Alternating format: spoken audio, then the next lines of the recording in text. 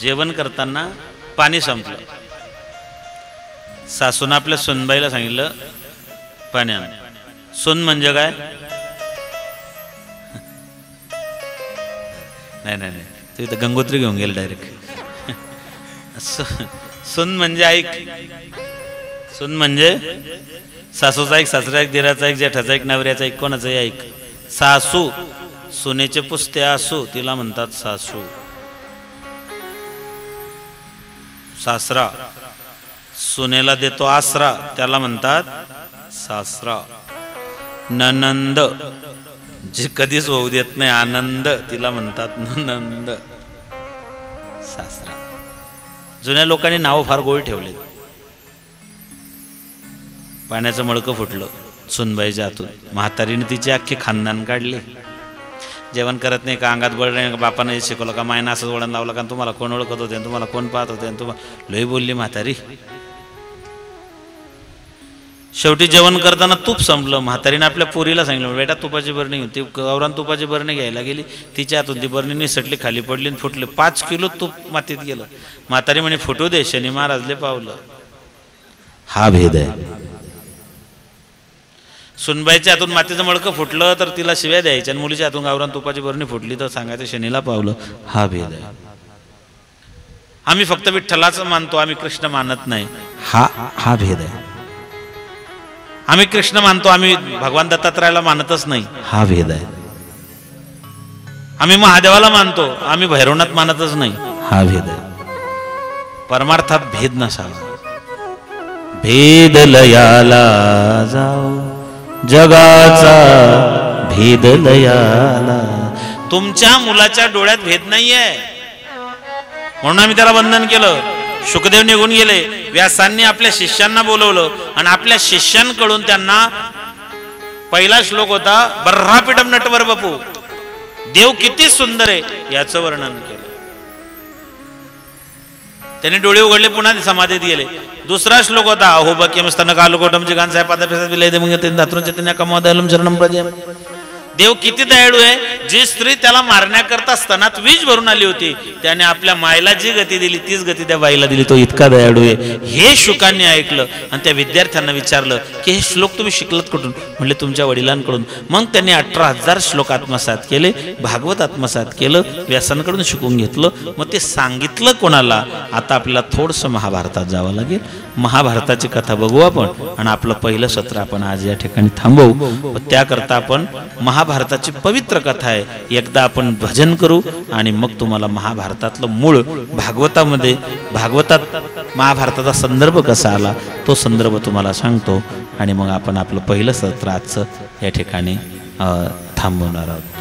त्या तत्पूर्वी आपण एकदा भजन करू.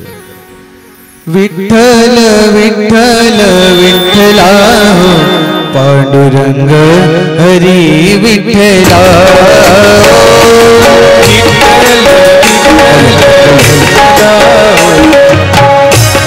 हरी विठ्ठला विठ्ठल विठ्ठल विठ्ठला पांडुरंग हरी विठ्ठला.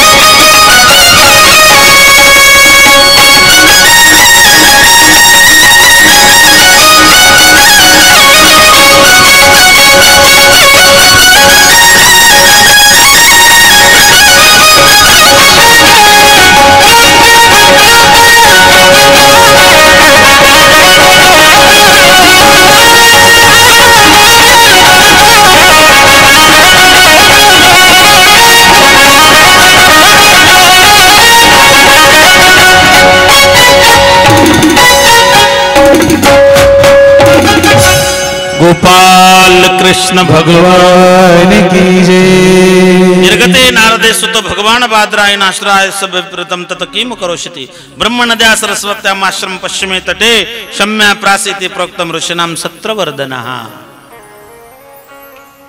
याकरता तुम्हाला थोडस महाभारतात यावं लागेल. महाभारताचं युद्ध चाललं 18 दिवस आणि रामायणाची लढाई चालली 87 दिवस. रामायणाची लढाई 18 दिवस चालली, माफ करा महाभारताची लढाई 18 अक्षोहिणी सैन्य त्याच्यात मारलं गेलं. अक्षोहिणी म्हणजे किती हो? 21,870 रथ, 21,870 हत्तीस्वार, 65,910 घोडेस्वार आणि 1,09,050 पायदळ, या सगळ्यांचे टोटल येते 2,18,700. त्याला म्हणतात एक अक्षोहिणी. असे पांडवांकडे होती 7 अक्षोहिणी आणि कौरवांकडे होती 11 अक्षोहिणी. म्हणजे 2,18,700 गुणेला 11 टोटल येते 24,05,700. आणि पांडवांकडे होतं 15,30,900. म्हणजे महाभारताच्या लढाईमध्ये 39,36,600 लोक मेले. अख्खी पिढी संपली. फक्त दुर्योधनाच्या अट्टहासापायी. महाभारताचा 18वा दिवस आहे. भीमानं गदा मारली मांडीवरती, मांडी फोडली, रक्ता चिरकांडे उडाल्या. दुर्योधन अत्यवस्थ पडलेला आहे. शेवटची घटका मोजतोय. कौरवांकडचे सगळे मेलेले आहेत, फक्त 3 लोक वाचलेत, कृपाचार्य, कृतवर्मा आणि अश्वत्थामा. बोल ना का? 3 लोक वाचलेले आहेत. सर्वांच्या काठी दुर्योधन पडलेला आहे, रक्ताचे धारोड्या येत आहेत. 3 जण आले. अश्वत्थाम्यानं बघितलं ना, अश्वत्थाम्यानं पाहिल्यानंतर दुर्योधनाची मान उचलली, मांडीवर घेतली. दुर्योधना अश्वत्थाम्याला पाहून रडू लागला. अश्वत्थाम्याने विचारलं, दुर्योधना तू शूर आहे, वीर आहे, योद्धा आहे, क्षत्रिय आहे आणि रणांगणावर मरताना रडतोय? सैनिक मरताना रडत नाही, का रडतोय? भाऊ मेले म्हणून, राज्य गेलं म्हणून, तू मरतोय म्हणून? दुर्योधन म्हणला, भाऊ मेले त्याचं वाईट नाही वाटत, राज्य गेलं याचंही वाईट वाटत नाही, मी मरतो मला याचंही वाईट वाटत नाही, मग का रडतोय? तो म्हणतो मला एकाच गोष्टीचं वाईट वाटतंय, माझ्याकडचे सगळे मेले पण पांडवांकडचं कोणीच मेलं नाही, मला याचं जास्त वाईट वाटतंय. आदमी अपने दुखों से इतना दुखी नहीं जितना कि वह दूसरों का सुख देखे दुखी होता है. लोकांना आपल्या दुःखाचं नाही पण दुसऱ्याचं सुख सहन होत नाही. आणि बघा, दुसऱ्याच्या दुःखात दुःखी होणं सोपं आहे, पण दुसऱ्याच्या सुखात सुख मानणं लय कठीण आहे. आमच्या शेजारचा माणूस 2 भाकरी खायचा, एकदम अर्धी भाकर कमी झाली. बायकोने विचारलं, तुमचे डोळे 2-2 किलोमीटर आतमध्ये खोल गेले, तुमच्याकडे पावत नाही, तुमचं काही बरं वाईट झालं तर माझं कसं होईल? तो म्हणला, अगं काहीच झालं नाही मला. म्हणले, मग तुम्ही अर्धी भाकर कमी का खाता? तुम्हाला chikungunya, dengue, malaria, typhoid, swine flu, bird flu. म्हणलं, असं काहीच झालं नाही मला. काही व्हायरल? म्हणे तेही नाही. अर्धी भाकर कमी का खाल्ली? तो म्हणला, खरं सांगा मला रोग राग आधीवेदी काहीच नाही आहे. म्हणले, मग अर्धी भाकर कमी का खाल्ली? तो म्हणला, आपल्या शेजाऱ्यानं 9वी गाडी आणली आणि आपली अर्धी भाकरच कमी झाली. शेजाऱ्याचं चांगलं चाललेलं पाहून जर आपल्याला त्रास होत असेल तर समजाव दुर्योधन जिवंत आहे अजून. हे ज्याचं त्याचं प्रारब्ध आहे हो. हा सगळा प्रारब्धाचा भाग, ये सब किस्मतों का खेल है. तकदीर बनाने वाले तूने कुछ कम न की, किसी को क्या मिला, ये तो मुकद्दर की बात है. मुकद्दर है तो किस्मत है, लक है, नशीब है, भाग्य आहे. तुमचं माझं प्रत्येकाचं भाग्य वेगळं आहे. घटाघटाचे रूप वेगळे, प्रत्येकाचे दैव वेगळे. तुझ्या विना ते कोणानकडे, कोणामुखी पडते लोणी, कोणामुखी अंगार. तू वेळा कुंभा विठ्ठला, तू वेळा कुंभा विठ्ठला, तू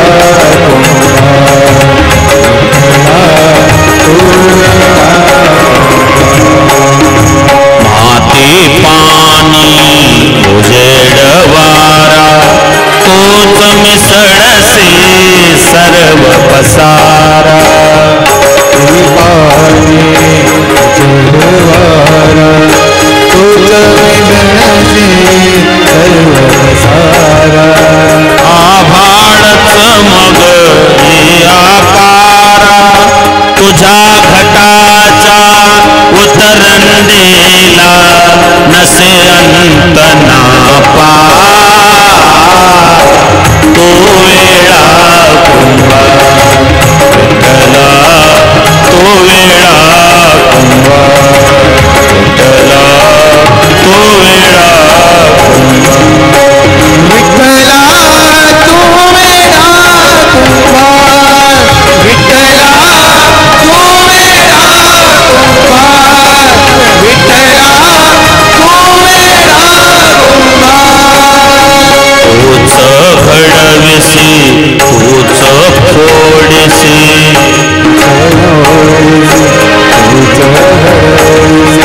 गुरवाडीसी तूच ताडीसी गुरुवारसी नकडियातून काय जोडसी तेसी डोळे परिनिर्मेसी तया पुढे अंधार तो वेळा तू वेळा तू वेळा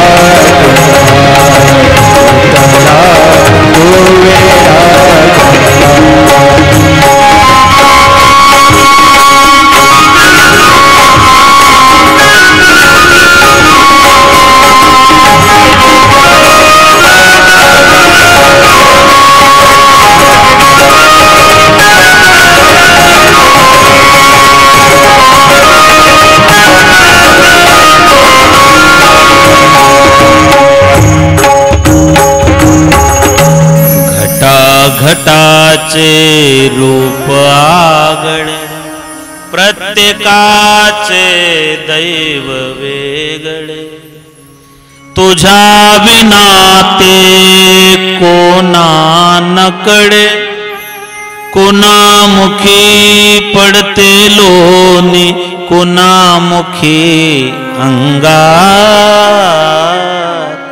तू वेळा एकच खान एकच माती एकच कुंभार एकच चाक सारखे मडके एकाच आव्यात भाजलेत. एकाच ठिकाणून एकाच शेतातून माती आणली, एकाच कुंभारानं आणली, एकाच गाढवाच्या पाठीवर आणली, एकाच चाकावर एकाच ठिकाणी तुडवली, चिखल सारखा केला. एकाच कुंभाराने सारखे मडके तयार केले. म्हणून सगळे मडके एकाच ठिकाणी जातात का? काही मटके भागवतामध्ये त्याच्यात धान पेरल्या जातात, काही मटके दुर्गादेवीचा घट स्थापना होते तेव्हा वापरल्या जातात, काही मटके आता आपल्या शेवटच्या 8व्या दिवशी काल्याचं कीर्तन होईल त्या काल्याच्या कीर्तनात दही हंडीला बांधल्या जाईल. आणि काही मडके रघुपती राघव राजा राम पतित पावन सीता राम बोलो. काही मडके मसनात जातात, काही मडके दही हंडीला जातात, काही मडके घटस्थापना होते, काही मडक्यांमध्ये दही त्याच्यामध्ये मुरवल्या जातं, काही मडके म्हाताऱ्यांच्या उपयोगासाठी. काय सांगायचंय मला? कुंभार एक, माती एक, आवा एक, भट्टी एक. घटा घटाचे रूप आगळे प्रत्येक तुमचं माझं प्रत्येकाचं नशीब वेगळं आहे. यांचं वेगळं, यांचं वेगळं, यांचं वेगळं, माझं वेगळं, त्याचं वेगळं, सगळ्यांचं वेगळं आहे. त्याच्यात समाधानी राहा. जैशी स्थिती आहे तैशापुरी राहे, कवतूक पाहे संचिताचे ठेविले आनंद.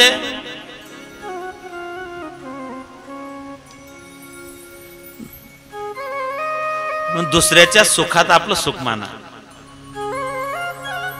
लोकांना ते बी सण होत नाही. हप्त्यावर गाडी आणली तर लोक तिला सांगतात कलर बरोबर नाही. अरे त्याला आवडली, त्याच्या बायकोची चॉईस होती, तुला काय घेतलं? गाडी त्याची, हप्ते तो भरीन, डाऊन पेमेंट त्याने भरलं, गाडी त्याला आवडली, कंपनी त्याने चॉईस केली. एक म्हणतो कलर चांगला नाही, दुसरा म्हणतो तिला ऍव्हरेजच नाही. तो टाकेल ना, तुझ्या घरी येणार आहे का तो? लोकांचं समजत नाही. एखादी पोरग पास होत्या, पेढे द्यायला जाऊ द्या, लोक कधीच त्याला शाबास घेणार नाही. किती मार्क पडले रे? 90. हो रे, कॉपी केली वाटतं. हा, अरे ते प्रेमान तुला पेढा खायला आला, तुला तर डायबिटीज झाला पाहिजे त्या पेढ्यापासून. बावडट छान आहे ना. नशीब, किस्मत, लक. हे बघा, 2 अक्षराचं लक आहे. लक 2 अक्षर, भाग्य 2.5 अक्षर, नशीब 3 अक्षर. किस्मत 3.5 अक्षर आणि तकदीर 4 अक्षर. 2, 2.5, 3, 3.5, 4 की काही घ्या.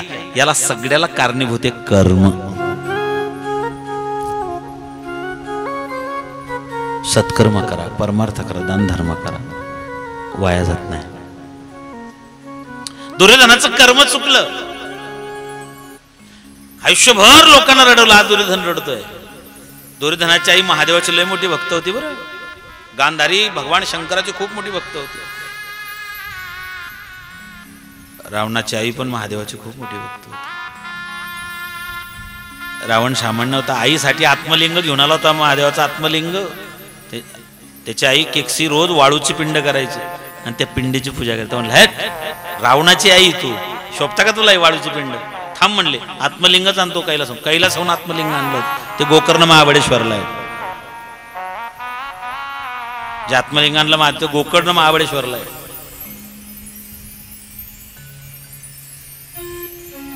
दुर्योधन रडतोय. अश्वत्थाम्याने सांगितलं, अरे एक नाही 5चे 5 पांडव मारून टाकेल, चिंता नको करू, मी मारतो त्यांना. हा म्हणला, मग मी सुखानं जीव सोडेल. ठीक आहे. अश्वत्थामा, कृपाचार्य, कृतवर्मा निघाले गंगेच्या किनाऱ्याला. लढाई थांबलेली होती. पांडवांच्या शिबिर रावट्या पडलेल्या होत्या. अश्वत्थाम्यानं सांगितलं, तुम्ही दरवाजावरती थांबा, मी आतमध्ये जातो. अश्वत्थामा आतमध्ये गेला. त्याने 5 जण झोपलेले पाहिले. त्याला वाटलं बास, जे काम द्रोणाचार्य, भीष्माचार्य, कर्ण, जयद्रथ यांना जमलं नाही ते काम मी करतोय. त्याने तलवारीचे सपासप वार केले. 5 जणांचे मुंडके कापून टाकले. मस्तक धडापासून वेगळं. एका तलवारीच्या घावात 2 तुकडे, मुंडकं बाजूला, धड बाजूला, मुंडकं बाजूला, धड बाजूला, 5 मारून टाकले. त्याला इतका आनंद झाला की मी पांडवांना मारून टाकलं. परत फिरताना त्याला अजून एक जण दिसला, त्याने त्यालाही मारलं. त्याला इतका आनंद झाला की मी आज पांडवांना मारलं. पण ते पांडव नव्हतेच. ते पांडवांपासून झालेले द्रौपदीला 5 मुलं होते.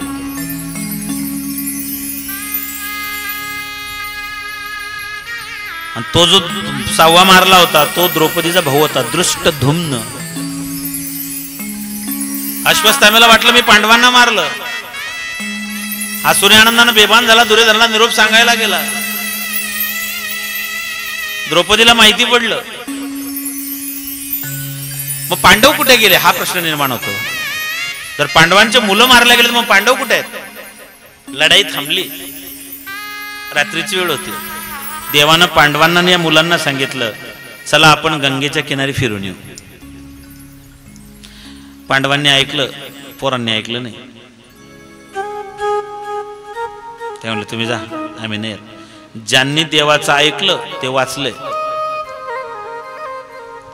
ज्यांनी देवाचं ऐकलं ते वाचले. ज्या कुणी देवांचं ऐकलं ते वाचले. म्हणून देवाचं ऐकत जा. पांडवांच्या पोरांनी ऐकलं नाही, मारल्या गेले. अहो, पांडवांच्या पोरांचं काय? देवाच्या पोरांनी देवाचं ऐकलं नाही. देवाचा पोऱ्या दारू प्यायचा, साम नावाचा देवाचा. लोकांनी देवाचा पोऱ्या बिघडवला, आपला बिघडवणार नाही का? लोकांनी रामाची बायको नांदू दिली नाही, रामाच्या घरात बी आग लावलेल्या लोकांनी. सीतेला नांदू नाही दिलं लोकांनी. 8व्या महिने देवाला सीतेला जंगलात नेऊन सोडावं लागलं.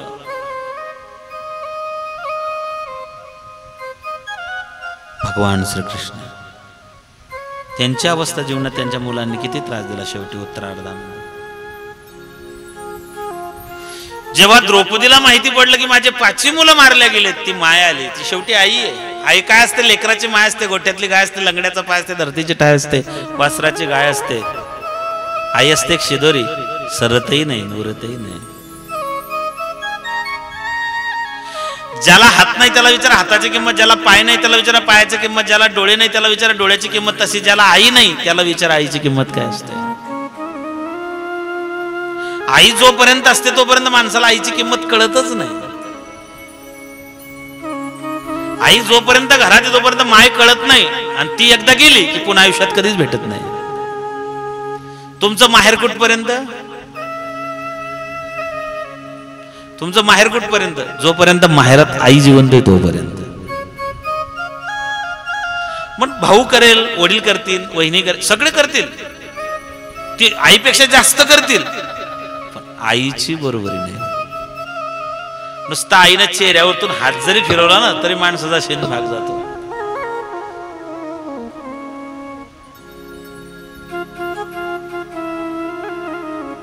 माय आई माझा गुरु, आई कल्पतरू, कारुण्य सिंधू आई, वात्सल्य सिंधू आई, तुझ बोलू मी आता, सांग कोणत्या उपाय. आई गेल्याशिवाय समजत नाही. द्रौपदी आई आहे, लेकर मरून पडलेले आहे. आमचं एक लेकरू गेलं तर आमची अवस्था बिकट आहे. तिचे 5 लेकर मरून पडलेले आहेत, माना कापलेले आहेत, मुंडके धडापासून वेगळे झालेले आहेत. द्रौपदी भान हरपल्यासारखं एका एका लेकराच्या जवळ जायची, एका पोराचं मुंडकं उचलायची, दुसऱ्याच्या धडाला लावायची, त्याच्या डोक्यावर हात फिरवायची, त्याच्या आलायबला घ्यायची, त्याच्या केसावरतून हात फिरवायची, गालावरतून हात फिरवायची. अश्रूने अभिषेक घालते, रक्तानं हात मागले, लेकराच्या रक्तानं मायेचे हात मागलेले आहेत. देवाला विचारते की सांग देवा, मी कोणता अपराध केला होता? मी गाईच्या गोठ्याला आग लावली, गाय वासराची ताटातूट केली, मी जीवनात असं कोणतं मंगळागौरीचं पूजन केलं नाही, हरतालिकेचं व्रत केलं नाही, असं कोणतं पाप माझ्या हातून घडलं? देवा तुझा माझा कार्य वैरगा, देवा तुझा माझा कार्य वैरगा, देवा तुझा माझा कार्य वैरगा, देवा तुझा माझा कार्य वैरगा. दुःखाचे डोंगर दाखवीसी, दुःखाचे डोंगर दाखवीसी, देवा तुझा माझा कार्य वैरगा, देवा तुझा माझा कार्य वैरगा. दुःखाचे डोंगर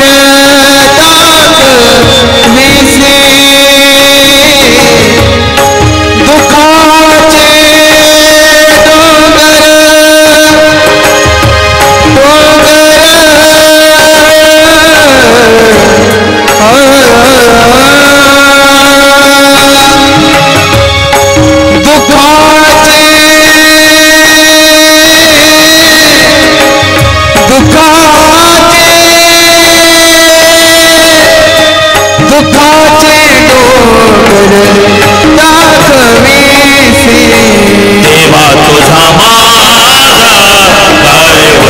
कार्य वैरगा, देवा तुझा माझा कार्य वैरगा, कार्य वैरगा, कार्य वैरगा. द्रौपदीचा आक्रोश आहे, आक्रांत आहे, द्रौपदी रडते. देवा माझ्या लेकरांना अजून संसाराच्या अनुभूतीने सुखदुःखाची जाणीवने अजून संसारात पदार्पण केले, माझे लेकर कोवळेत, अजून त्यांना कळत नाही, अशा अवस्थेत तू त्यांना हिसकावून घेतलं मांडीवरतून. अडकली ही कवन्या भेटे आंधळ्याची काठी, माझी हरणी गुंतलीस कवन्या राणी, अडकली ही कवन्या भेटी आंधळ्याची काठी. आक्रोश सुरू आहे, आकांत सुरू आहे. 5 मुलं मरून पडलेले आहेत, ते दुःख कमी होतं की काय? 6वं प्रेत तिने तोंडावरचं कफन बाजूला केलं, वस्त्र बाजूला केलं. जेवढं दुःख तिला 5 मुलं मेल्यानंतर झालं नाही तेवढं दुःख 6वं प्रेत पाहून झालं. ते 6वं प्रेत तिच्या एकुलत्या एक भावाचं होतं. तिचा भाऊ मारून पडलेला होता, मुलं मरून पडलेले, बाजूला बाजूला भाऊ मरून पडलेला आहे. आणि मग द्रौपदीने टाहो फोडला. दादा, महाभारताच्या लढाईत आपला बाप द्रुपद राजा गेला, मला एवढं दुःख झालं नव्हतं. मुक्ताबाई सांगतात, माय बापे आम्हा तेजीले जेव्हा एवढे दुःख तेव्हा झाले नाही. मुक्ताबाई सांगतात की दादा, आई वडील गेले तेव्हा मी लहान होतो रे, मी 5 वर्षाची होते, पण तू आम्हाला आई वडील भाऊ सगळं प्रेम तू दिलं ज्ञानराजा, आणि आता तू समाधीस्थ होतोय, आमचं काय? द्रौपदी सांगते, अरे आपला बाप गेला द्रुपद राजा महाभारताच्या लढाईत. मला इतकं वाईट वाटलं नाही. का? मला वाटलं होतं वडील गेल्यानंतर भाऊ बापाच्या जागी असतो. वडील गेले की भाऊ बापाच्या जागी असतो आणि आई गेली की बहीण मायेच्या जागी असते.